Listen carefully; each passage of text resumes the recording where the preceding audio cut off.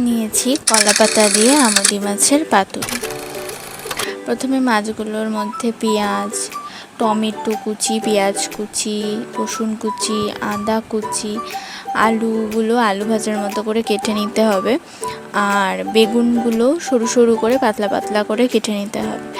তারপর তার মধ্যে নুন, হলুদ, লঙ্কার গুঁড়ো, সর্ষের তেল, অনেকটা পরিমাণে সর্ষের তেল, কাঁচা লঙ্কা দুটো ফাটিয়ে সেগুলোকে ভালো করে মিক্স করতে হবে। একদম ভালো করে মাখানো হয়ে যাওয়ার পর চাটুর মধ্যে কলা পাতাগুলো এপিট ওপিট করে ভালো করে সেঁকে নিতে হবে। তারপর সাজিয়ে মাছগুলোকে ভালো করে দিয়ে তার উপরে সর্ষের তেল একটু দিয়ে আর সামান্য ধনেপাতা দিয়ে সেগুলোকে ঢেকে রাখতে হবে। এক পিঠ যখন ভাজা হয়ে যাবে তখন আবার অপোনেন্ট পিঠটাকে উল্টিয়ে আবার একটা নতুন কলা পাতার মধ্যে দিয়ে আবার চাটুর মধ্যে বসিয়ে দেব।